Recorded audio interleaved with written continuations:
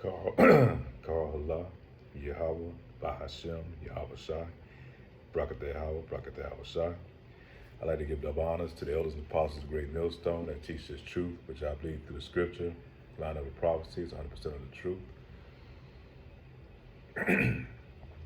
Brother Malakama, title of this lesson today is going to be called The Good Wife. And, we oftentimes, those of us in this truth, we always, we pretty much get on the Israelite women because we know the women of our nation as a whole, we're not talking about all, as a whole, as the collective, they're really going off, man. They way off from where they're supposed to be. And, make no mistakes about it, the men of Israel, they're going off also.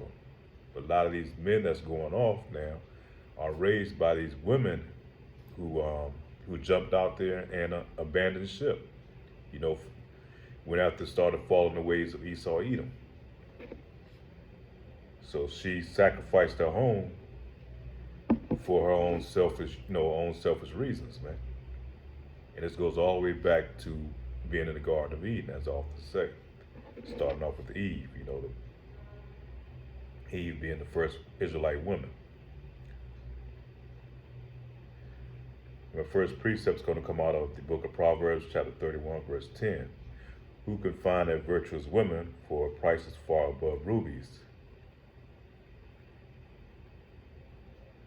Now, virtuous woman, that's a woman that's, let's look up, I want to pull it out here, let me see. Let's put up virtuous.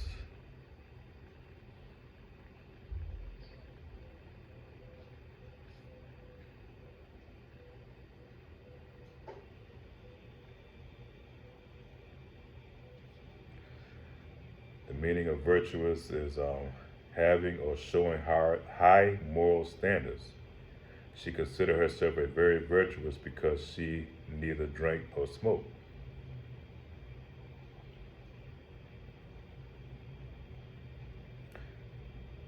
Conforming to moral or ethical principles, morally excellent, upright. So that's what we seek to find as a virtuous woman. And that her price is far above any type of ruby or anything that you find, man. A woman that's bringing that stability to your household and knowing that your kids are going to be raised properly. She's going to follow your lead. She's going to not give you back talk, not try to supervise you, not try to upset your authority. Not trying to be over you. That's a virtuous woman, a woman that knows her place, man. Because a woman is supposed to be a helpmeet to a man, according to the Bible, and that never changes. I don't care if we're here in 2000, and if we make it to 2064, it's still going to be, the Bible is going to be the same from the beginning to the end.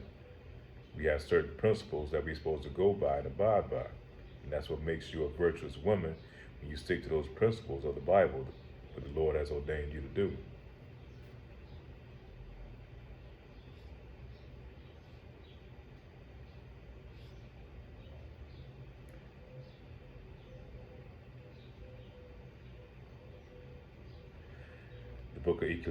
The book of Ecclesiasticus. Damn, what the hell happened?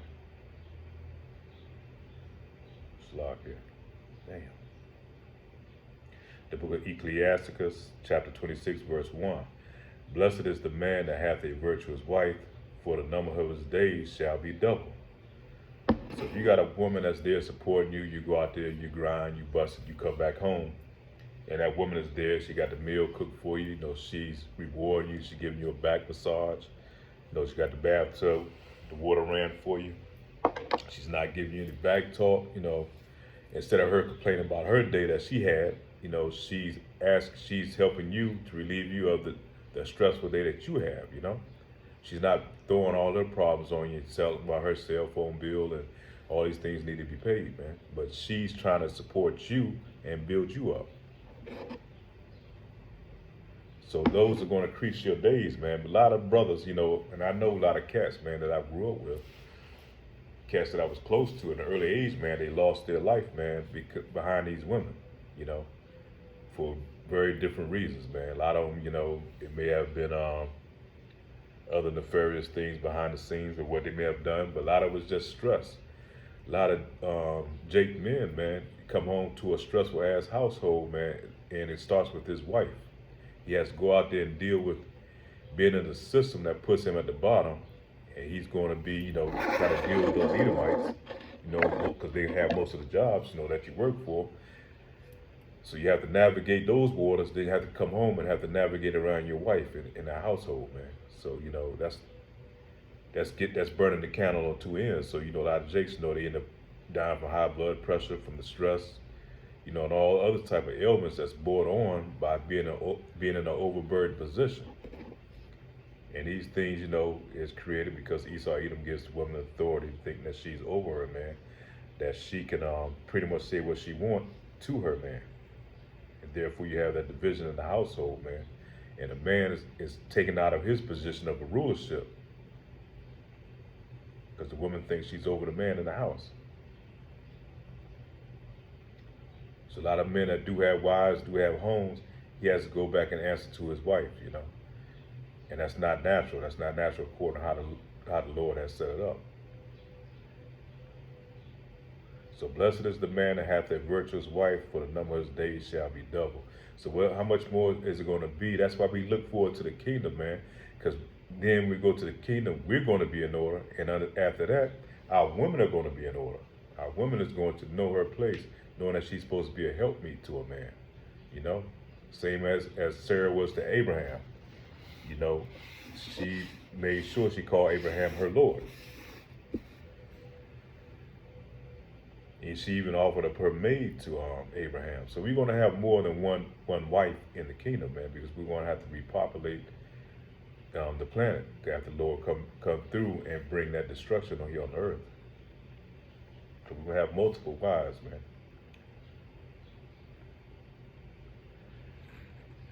And multiple wives is going to be in order. 1 Corinthians chapter 11, verse 7. For a man indeed ought not to cover his head, for as much he is the image of the glory of God, Yahweh. But the woman is the glory of the man. So our glory, man, is having a woman that's in order. And that makes so much sense, man. You come home, you got a wife. You come home to a house that's already laid out in order. You know, house is clean, it smells good. Food, you know, is prepared. Or she's preparing food. You know, the kids are in order. You know, all these things, man, that's a man's glory. There's nothing more rewarding to a man to have those things, man. That's his glory. That's why I say woman is, you know, she's like a ruby to a man when she's in order. But if she's not in order and she's, you know, she done took on the philosophy of the devils, man, she can be like a damn scorpion. That's like holding a scorpion in your hand. How many times you gonna get stung before you let it go?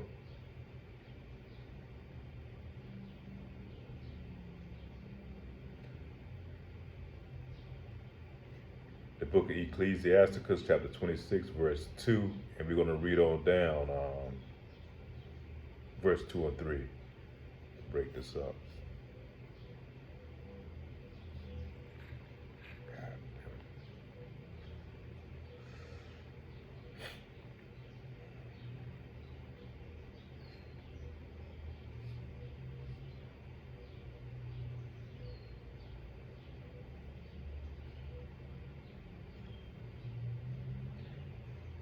A virtuous woman rejoices her husband, and he shall fulfill the years of his life in peace.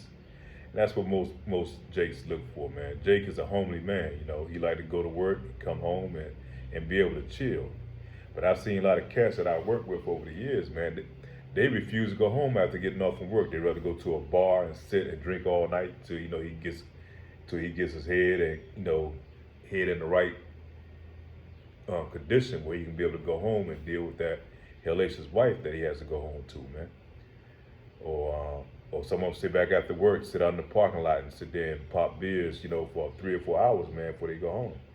And because he don't have that comfort at home with his wife, you know, he knows it's going to be turmoil as soon as he come home and walk in the door. after he done bust his ass on a 10-hour job, man. And that's a lot of the jakes that, that still have these marriages with shit that they have to deal with. A virtuous woman rejoices her husband, and he shall fulfill the years of his life. A good wife is a good portion, which shall be given in the portion of them that hear the Lord. So having a good wife, man, is truly a blessing. You really don't get it too much better than that. And that's how you know we're in hell, because our women are not with us. Our women are fighting against us. That shows you that, you're in a hellish-like condition, man. A lot of cats right now are foregoing, not even dealing with women, period, That's why they have this thing called a MGTOW movement. Guys just don't even deal with them, period, because right now the women are just so blatantly out of order. She's been empowered, thinking that she's more than what she really is, She thinks her position, like I often said, Esau had convinced her in her mind that she's over a man. They constantly push it in the movies. You always see these women taking these lead roles where they badasses and they go in there and, they kicking many men's ass, This little 130-pound woman beating up 200-pound guys like it ain't nothing, And that's just the enchantment of Hollywood, because it puts the spirit over the women, thinking that they're more than what they are, what they like to call today as being empowered. And I'm gonna do a lesson on that, Lord will, right after I do this. It's gonna be like pretty much a 2-part lesson.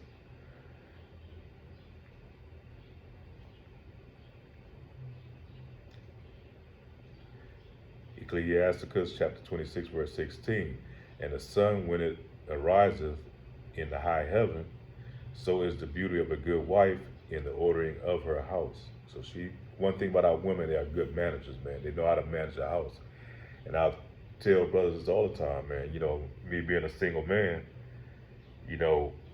I can fix things in the house. I can probably even build a house, because I've done different trades in construction. And but one thing about men, we build, but women beautify. That's the gift that they have. Because I've dealt with women, and I can sit there and ponder at the house all day, trying to put things in order, and try to organize and set things up.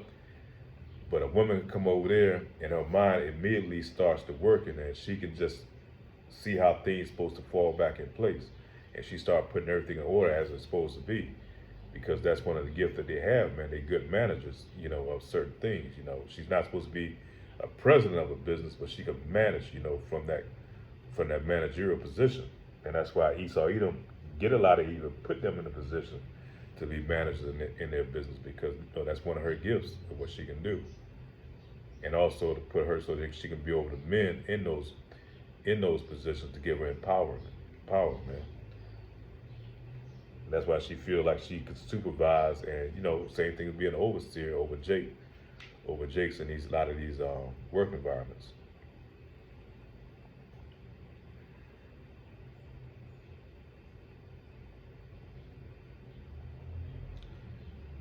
Ecclesiasticus chapter 7, verse 25. Marry the daughter, and so shalt thou have performed a weighty matter. But give her to a man of understanding. Let me break this up.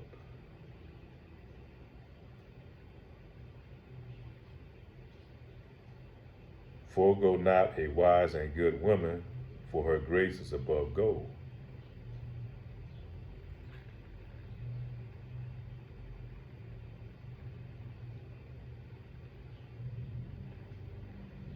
Ecclesiasticus chapter 26, verse 22.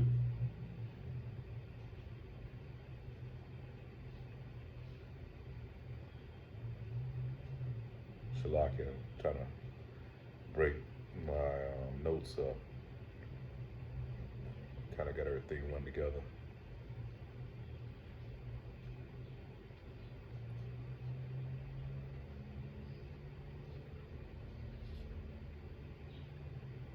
Which makes it more easy for me to read when I kind of break it up.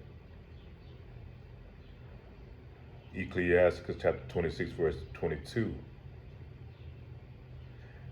A harlot, which a lot of our women now, they're harlots. And what makes them a harlot, because she's supposed to have only one man.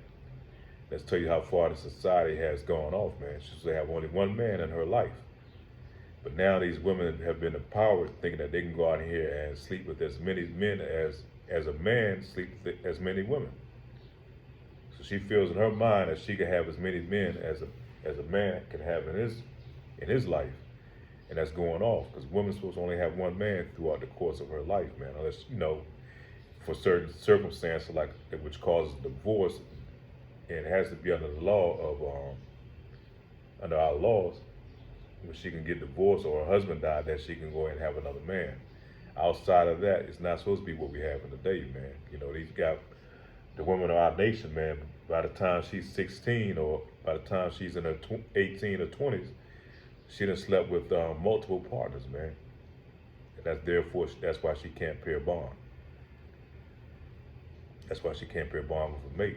That's why she's always unorderly. A harlot shall be accounted as spittle. She's useless. She's no good. But a married woman is a tower against death to her husband. So a woman, she's a tower to her husband. Imagine having a wife that she's coming home and she's studying the herbs and she's preparing good meals and holistic meals, things that's going to help build, refresh you. Because she done studied and she know these medicines, man. She know these things of the earth. And she's preparing these type of meals that you don't have to worry about, Got your lunch prepared when you go to work, and she's got a healthy lunch that's in there for you, where you don't have to go and eat fast food. Your life is going to be extended.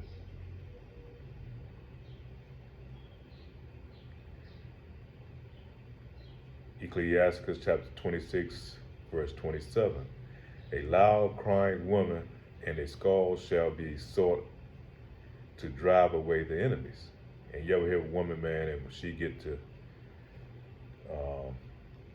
that you call it gawking or, just going the hell off, man. And a lot of cats have to come home to that and hearing that squealing voice, man, as the Bible tells you, it can drive away the enemy because they hear that sound, man. That sound that's coming out of that woman's mouth is testing.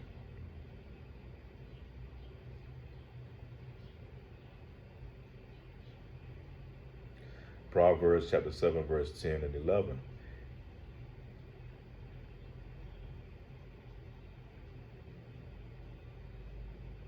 Shalak, no, that's not what I wanted. But that's pretty much it, man. And these precepts that I pull out of the Bible that shows the worth of a woman, a high value woman. That's what a high value woman is, a woman that's going to be an asset to her husband, man.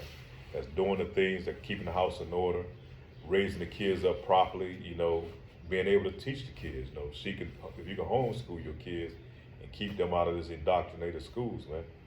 A woman that's going along with your plan, you being the head of the household and she's making sure your plan or your layout is being ran to a T. Now, not to say woman can't have opinion with her husband, certain things that she want to bring up, but she shouldn't have that authority to override her husband on anything,